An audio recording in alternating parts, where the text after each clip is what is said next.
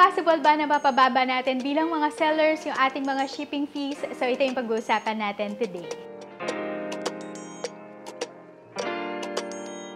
Hi everyone, it's Amy Grace and welcome back to my channel. So today nga, ang pag-uusapan natin ay all about shipping fees. Yan, kasi marami ko nare-receive ng mga comments or questions about sa shipping fee. So paano ba yung shipping fee?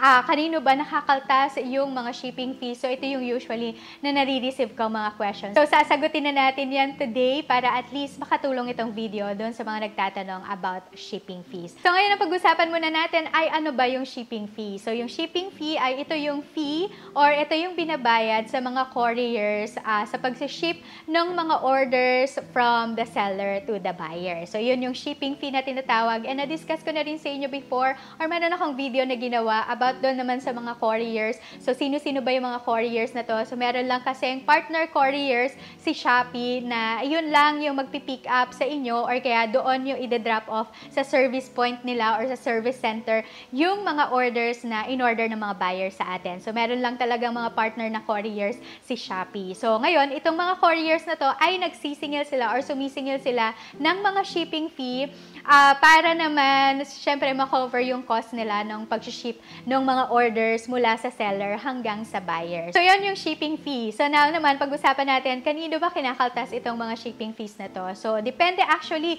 kung ano yung sinet natin doon sa shipping options. Kasi meron tayong option doon na I will cover the shipping cost. So, ibig sabihin lang noon na pag yun yung sinet natin, yung mga sellers ang magbabayad ng shipping cost or ng shipping fee. Pero kapag naman sinet natin yung mga couriers, ang ibig sabihin nun ay yung buyer ang magbabayad ng shipping fee. Ayan. So, dalawa yung options nun. It's either the buyer or the seller. Now, you might be asking, pwede ba or posible ba na pababain natin yung shipping fee or yung shipping cost ng mga orders sa atin? Dahil minsan, di ba, merong mga buyers talaga na ang lapit ko lang or kaya naman nandito lang ako sa ganitong place pero yung shipping fee ko sobrang laki. Anong gagawin ko po para mapaliit itong mga shipping fee na to? Well, the answer to the question na possible ba na pababain natin yung mga shipping fees ay hindi. So, the answer to that question is no because naka-predefine na yung mga shipping fee or yung shipping cost ng mga partner couriers ni Shopee. So, ngayon, paano ba kino-compute yung mga shipping fee? So, meron akong tatlong i-share sa inyo kung paano nako-compute yung ating mga shipping fee. So, number one ay yung location.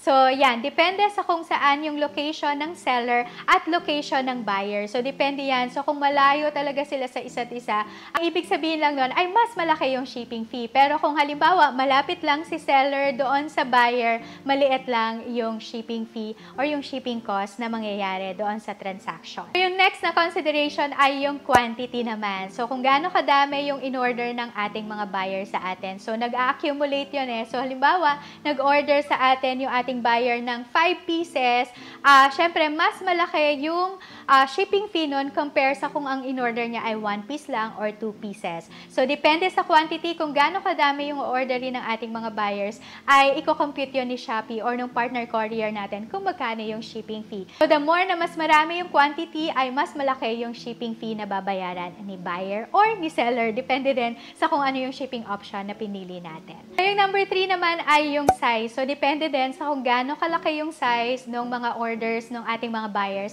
So, pag mas malaki yung size, mas malaki din yung shipping fee or yung shipping cost na babayaran nila.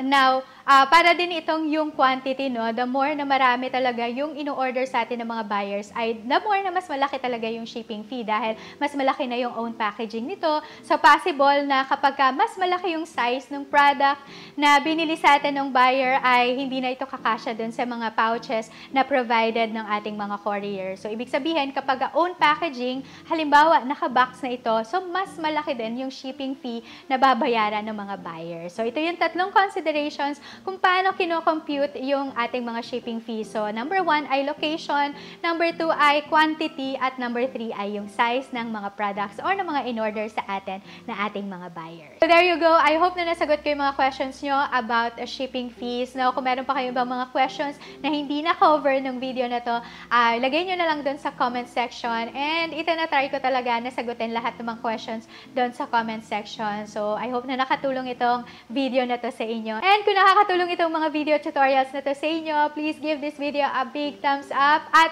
mag-join na din kayo sa Graceful Homeschooling community or family. I-click nyo lang yung subscribe button at i-turn on yung notification bell for more videos like these. And I hope to see you again on my next one. God bless everyone, and I will see you around.